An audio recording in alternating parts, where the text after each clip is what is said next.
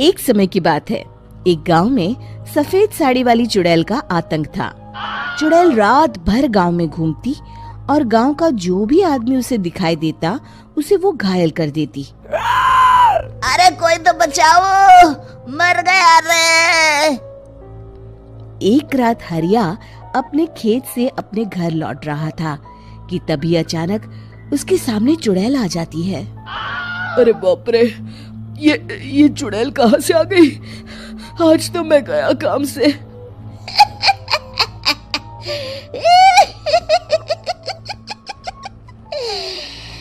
आज मुझे मेरा शिकार मिल गया। अरे चुड़ैल दीदी, मुझे छोड़ दो। जैसे ही चुड़ैल हरिया की तरफ बढ़ती है, हरिया वहाँ से भाग जाता है और अपने घर के दरवाजे पे पहुँचता है। अरे भगवान, जल्दी से दरवाजा खोलो, मेरे पीछे चुड़ैल पड़ी है। हरिया की पत्नी जल्दी से दरवाजा खोल देती है।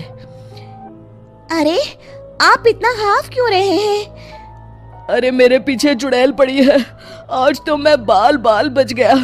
जल्दी से सभी दरवाजे और सभी खिड़कियों को बंद करके बत्ती बुझा दो। तभी चुड़ैल हरिया के घर के पास पहुंच जाती है। अरे वो आदमी कहाँ गायब हो गया? मैं भी देखती हूँ आखिर कब तक बचेगा। मैं अपने शिकार को इतनी आसानी से नहीं छोड़ती। इतना कहकर चुड़ैल वहां से चली जाती है। वहीं दूसरी तरफ हरिया और उसकी पत्नी दोनों अपने घर की खिड़की से ये सब देख रहे होते हैं। अरे बाप रे, ये तो बड़ी डरावनी चुड़ैल थी। अगले दिन ये बात आग की तरह पूरे गांव में फैल जाती है और धीरे धीरे लोग चुड़ैल के डर के मारे शाम होते ही अपने घरों से बाहर निकलना बंद कर देते हैं। कुछ दिनों के बाद भाई, मैंने तो इस चुड़ैल के डर के मारे रात को अपने खेतों को पानी देना बंद कर दिया है। कहीं मेरी फसल सूख गई तो मैं तो कहीं का नहीं रहूंगा। साहूकार का कर्जा कैसे चुकाऊंगा? अरे भाई, पूरे गांव वालों का यही हाल है। पता नहीं ये चुड़ैल हमारे गांव में कहां से आ गई। फिर एक दिन गांव के पास वाली नदी के किनारे एक बहुत बड़े तांत्रिक के आने की बात कुछ गांव वालों को पता चलती है। वो लोग जाके ये बात गांव के मुखिया को बताते हैं। मुखिया जी, नदी के किनारे एक बहुत ही पहुंचे हुए तांत्रिक बाबा आए हैं। हमें उनसे मदद मांगनी चाहिए। मैंने सुना है वो बड़े बड़े भूतों और चुड़ैलों को अपने वश में कर लेते हैं। मुखिया जी सभी गांव वालों को लेकर उस तांत्रिक के पास पहुंच जाते हैं। ओम फट स्वाहा, ओम फट स्वाहा। तभी तांत्रिक अपनी बंद आंखों को खोलकर कहता है, क्या बात है? तुम सब लोग यहाँ क्यों आए हो? मुखिया जी उस तांत्रिक को सारी बात बता देते हैं। अच्छा, तो ये बात है। और तांत्रिक अपनी आंखों को बंद कर लेता है। मैं देख रहा हूँ तुम्हारे पूर्वजों ने बहुत पाप किए थे, जिससे ये गांव अब श्रापित हो चुका है। उसी के फल स्वरूप तुम्हारे गांव में चुड़ैल आई है। ये चुड़ैल बहुत खतरनाक है, ये किसी को नहीं छोड़ेगी। हे भगवान, मर गए रे, अब क्या होगा? तभी गांव के मुखिया जी कहते हैं, बाबा, इस चुड़ैल से हम सबको बचा लीजिए, कोई तो उपाय होगा।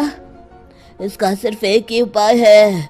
सभी गांव वालों को बारी बारी हर दिन अपनी आधी फसल उस पहाड़ी के ऊपर बनी काली गुफा में छोड़ के आनी होगी।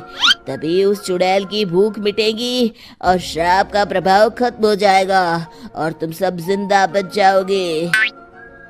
सभी गांव वाले उस तांत्रिक की बात को मान लेते हैं और वहां से चले जाते हैं। फिर अगले दिन से रोज उस गांव के लोग बारी बारी से अपनी आधी फसल उस काली गुफा के पास जाकर रखाते। कुछ दिनों बाद हरिया की बारी आती है। बाप रे, आज तो मेरी बारी है उस काली गुफा में जाने की। क्या करूं, वो तो बड़ी खतरनाक चुड़ैल है। मेरे तो हाथ पैर कांप रहे हैं। फिर हरिया डरते डरते अनाज की बोरियां अपनी बैलगाड़ी में लाद देता है।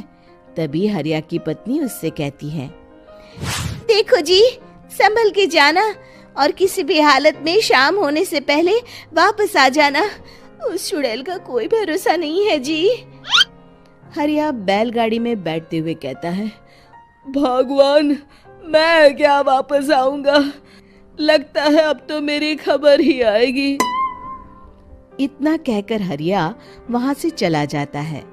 रास्ते में जंगल से गुजरते हुए हरिया की बैलगाड़ी का एक चक्का बड़े गड्ढे में फंस जाता है। हे भगवान, अब ये क्या मुसीबत है? हरिया नीचे उतर के पूरी ताकत से अपनी बैलगाड़ी को गड्ढे से निकालने की कोशिश करता है। बहुत देर मेहनत करने के बाद हरिया की बैलगाड़ी उस गड्ढे से बाहर निकल जाती है। हे भगवान, अब तो शाम होने वाली है। आज तो मैं गया काम से। जैसे तैसे हरिया काली गुफा में पहुंच जाता है। अरे मर गया रे, यहाँ तो चारों तरफ डरावना माहौल है। मैंने यहाँ आने में बहुत देर कर दी, कहीं चुड़ैल नाराज ना हो जाए। हरिया अनाज की बोरियां वहां रख के जैसे ही जाने लगता है, तभी उसे किसी के आने की आवाज सुनाई देती है। हरिया एक कोने में छुपकर अंदर देखने लगता है। चुड़ैल वहां आती है और फिर अपने चेहरे से नकली चुड़ैल का मुखौटा निकाल देती है। हरिया ये देख के हक्का बक्का रह जाता है। तभी चुड़ैल कहती है, भैया यहाँ आना, आज तो बहुत अनाज आया है। इसे मिलाकर अब हमारे पास ढेर सारा अनाज जमा हो गया है। कल ही हम इसे शहर में बेच आएंगे और माला माल हो जाएंगे। तभी अंदर से नदी के किनारे वाला तांत्रिक बाहर आता है। अरे, ये तो तांत्रिक बाबा है। हाँ, अब तो हम दोनों की जिंदगी मजे में कटेगी। गांव वालों को बेवकूफ बनाना इतना भी मुश्किल नहीं था। लोग तो तुम्हें सच में असली चुड़ैल समझते हैं। हाँ, तुमने सही कहा। अब ये गांव वाले चुड़ैल के डर से जिंदगी भर इस काली गुफा में अनाज पहुंचाते रहेंगे। अच्छा, तो ये बात है। ये दोनों पूरे गांव वालों को बेवकूफ बना रहे हैं। अभी जाकर सबको बताता हूँ। हरिया उन दोनों की पूरी बातें सुन लेता है और जल्दी से वापस गांव में आता है। गांव वालों को पूरी बात बता देता है।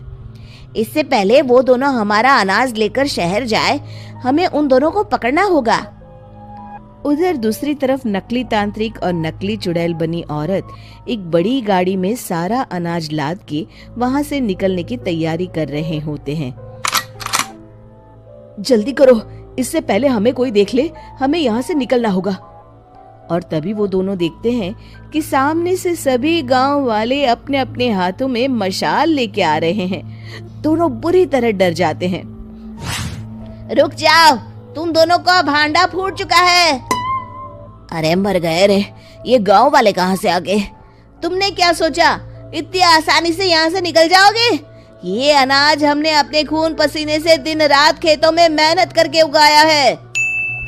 दोनों मुखिया जी के पैरों में गिर जाते हैं। हमें माफ कर दीजिए, हम दोनों एक नंबर के कामचोर हैं। बिना मेहनत किए पैसे कमाना चाहते थे। हाँ हाँ, अब हम आगे से मेहनत मजदूरी करके पैसे कमाएंगे। हमें कुछ मत करना, हमें छोड़ दीजिए। इतना कह के दोनों गांव छोड़ के भाग जाते हैं और सभी गांव वाले फिर से खुशी खुशी रहने लगते हैं। शिक्षा, तभी तो कहते हैं कि किसी भी समस्या का समाधान केवल सूझबूझ से ही करना चाहिए और कभी हिम्मत नहीं हारनी चाहिए। दोस्तों, हमें उम्मीद है कि आपको हमारी ये कहानी पसंद आई होगी। कृपया हमारे चैनल को सब्सक्राइब करें और सभी अपडेट्स के लिए बेल आइकन जरूर दबाएं। और हाँ, वीडियो लाइक और शेयर करना मत भूलिएगा। Bye bye.